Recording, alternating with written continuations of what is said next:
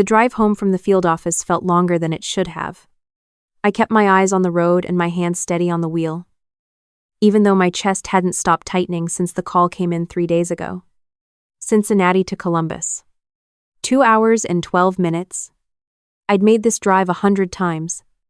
It never used to feel like a countdown. I'm a federal prosecutor. Have been for 4 years now.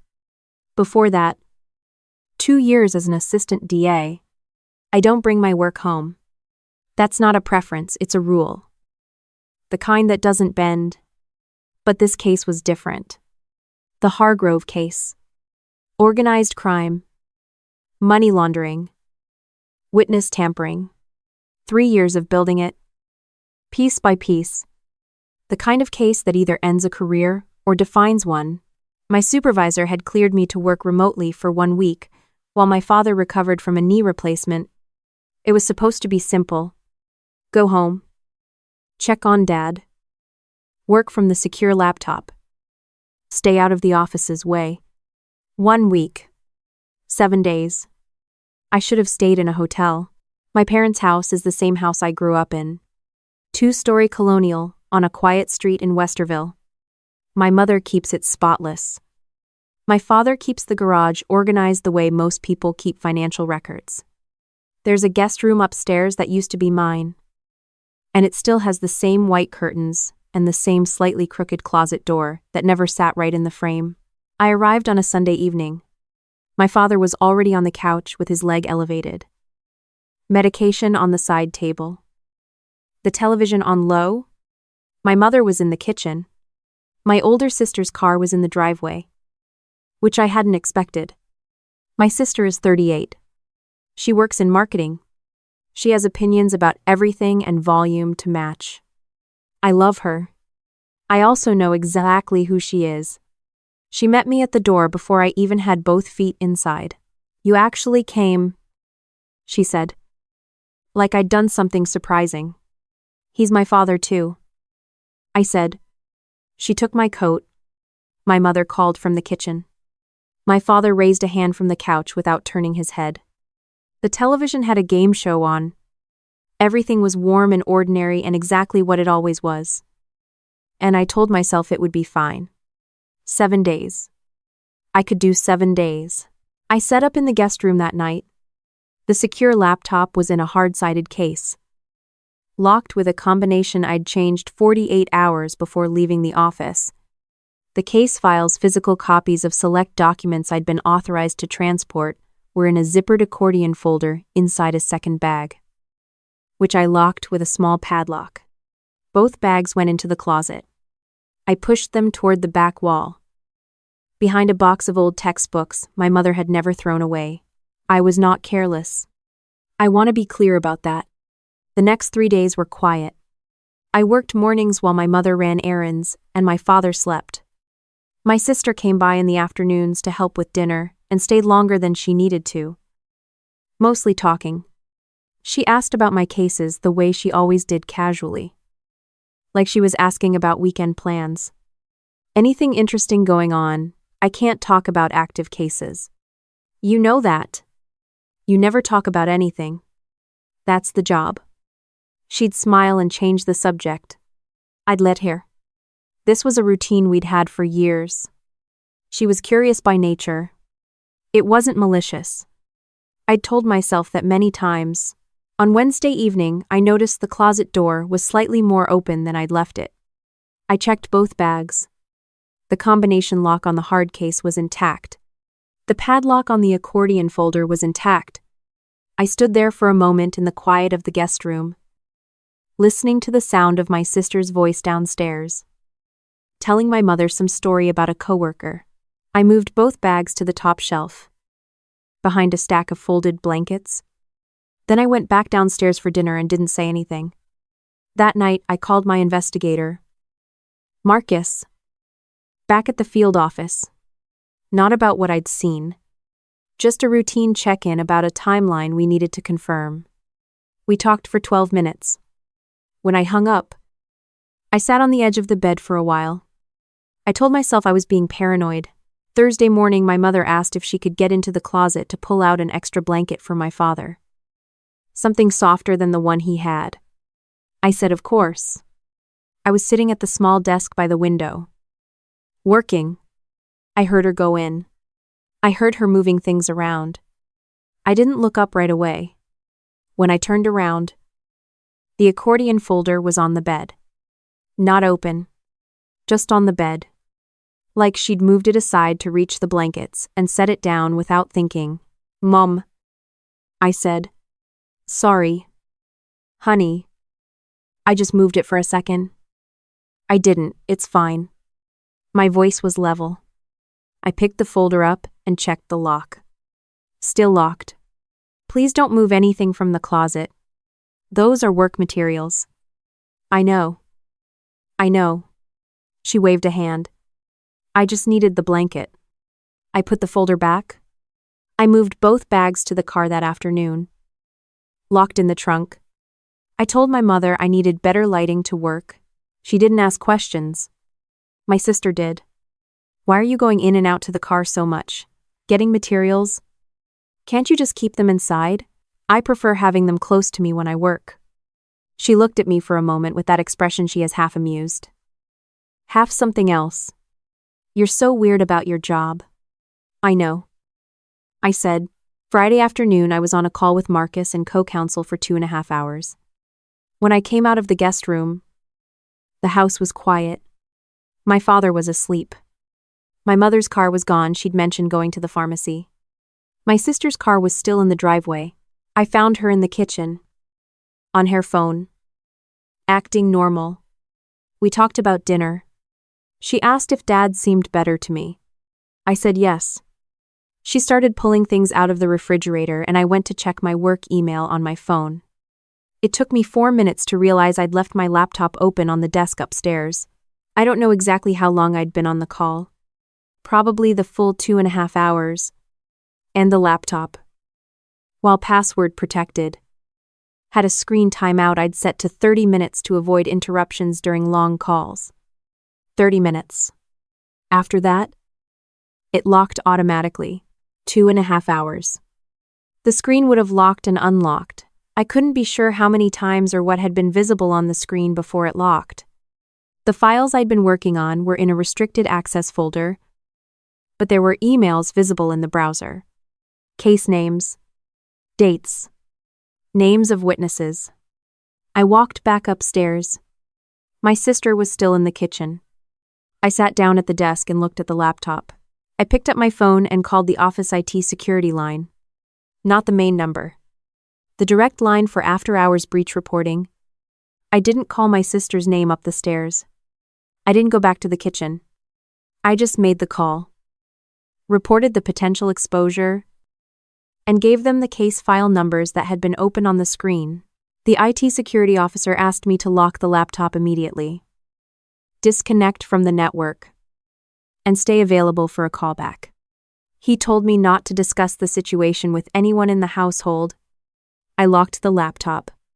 I sat down on the edge of the bed. I could hear my sister moving around downstairs, opening the refrigerator, running the tap. The callback came in 40 minutes. It wasn't IT security. It was my supervisor. She asked me 3 questions. I answered all 3. She was quiet for a moment after the third one. Then she said, "I'm sending someone." I understand. I said, "Don't say anything to your family until they arrive." I won't. I went back downstairs. I helped my sister make dinner. I set the table. I asked my father if he needed his medication. I kept my voice steady. My sister talked about a project at work that was giving her trouble. I listened. I made the appropriate responses. My mother came home from the pharmacy and kissed my father on the forehead and asked what was for dinner. We ate together. It was ordinary. It was the kind of ordinary that sits wrong when you know what's coming. They arrived at 7:43. 2 federal investigators and a woman from the DOJ Security Division I'd seen at a conference once but never spoken to directly. They knocked. I answered the door. I showed them my credentials. I said, clearly, "Thank you for coming." My sister looked up from the table. "What is this?" my mother asked.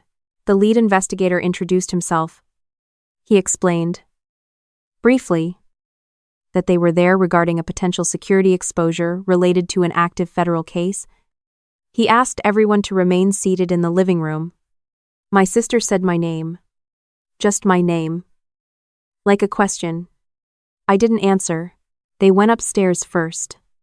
They had me walk them through the setup where the laptop had been. The sightlines from the desk. The door position. They asked about the timeline. They asked about the call. They were thorough and professional, and they didn't waste words. When they came back downstairs, the lead investigator asked my sister to walk them through her afternoon. She said she'd been in the kitchen the whole time. Hadn't gone upstairs. The DOJ security officer looked at me. I said nothing. They asked again. My sister repeated herself. A little louder this time. "We have access to the router log?" The lead investigator said. Quietly. "It shows a second device connecting to the home network during the window in question. A device that had not been connected previously." My sister was quiet. "Mom," he said, "we're going to need to see your phone." She looked at me. I looked back at her. I kept my face very still. "You called them," she said. "You actually called federal investigators on your own family." I reported a potential breach of an active federal case. I said, "That's required. It's not optional. It's my sister's laptop. I barely even looked at it." What did you look at?" the investigator asked. The room was very quiet. What she'd done. It came out slowly, over the next hour. Was less than she could have done, and more than she understood. She'd gone upstairs while I was on the call. The screen had been unlocked. The timeout hadn't triggered yet. She'd seen an email thread open. A name she recognized from local news coverage of a case that had been publicly reported on. She'd told herself it wasn't a big deal. She'd seen it on the news anyway. She'd taken a photo with her phone. Not to share. She said that twice. Not to share. Just because she was curious, she'd texted it to her husband 40 minutes later with the message, "Guess whose case this is?" Her husband had forwarded it, with a note of his own, to a friend who worked at a local news station. I didn't find that last part out until 2 days later. Neither did she. I don't know if it makes it better or worse that she hadn't intended for it to go that far. Intention and consequence are different things. I learned that in my first week of law school. My sister was learning it now. In my parents' living room. With 2 federal investigators and a DOJ security officer, and our father watching from the couch, with his leg elevated and his face completely unreadable. My mother started to cry. My sister kept looking at me. I didn't think it was a big deal. It was already in the news. The name was public. I said, "The documents weren't." "What documents?" I didn't even see any documents. The email thread contained internal case communications, timestamps, strategy, information about the witness timeline that has not been made public. I kept my voice flat. "It matters. I know you don't think it does. But it matters." She didn't say anything after that. The investigators took her phone. They took mine. They explained to my sister that she would be required to come in for a formal interview and that depending on the outcome of the review, there could be legal exposure for both her and her husband. They were careful about the word could. They were not unkind. My supervisor called me that night. After they left, I sat in the guest room in the dark and talked to her for 20 minutes. The case wasn't blown. The information in the email thread was sensitive but not catastrophic. The witness timeline question was the most serious issue if it reached the defense before we were ready. It could force an early disclosure we hadn't planned for. She told me I'd handled it correctly. She told me the formal review would take 2 to 3 weeks. She told me to come back to the office Monday morning. "What about my clearance?" I asked. "Unaffected," she said. "You reported it. That's what you're supposed to do." I sat with that for a moment. Then I asked about my sister. That's not my area, she said. That'll depend on the review. I thanked her and hung up. My mother knocked on the door an hour later. She came in and sat on the edge of the bed next to me. She didn't say anything for a while. She didn't mean for it to go anywhere. She finally said, I know. She was just curious about your work. She always has been. I know that too. Are you going to be all right? I thought about that for a moment. I thought about 3 years of building a case. I thought about a witness who trusted me to protect the timeline we'd built around his testimony. I thought about my sister's face when she realized what she'd done. And the way she'd looked at me like I was the one who'd caused it. Yes, I said. I'll be fine. My mother put her hand over mine briefly. Then she got up and went to bed. I didn't sleep much that night. I lay in the dark and looked at the ceiling, and thought about all the times I'd said I can't talk about my work, and all the times it had been treated like a personality flaw rather than a professional obligation.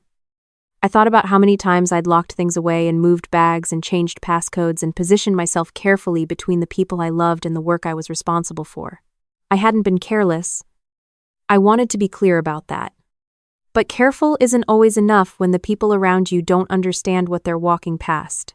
My sister called me the following Tuesday. I let it go to voicemail.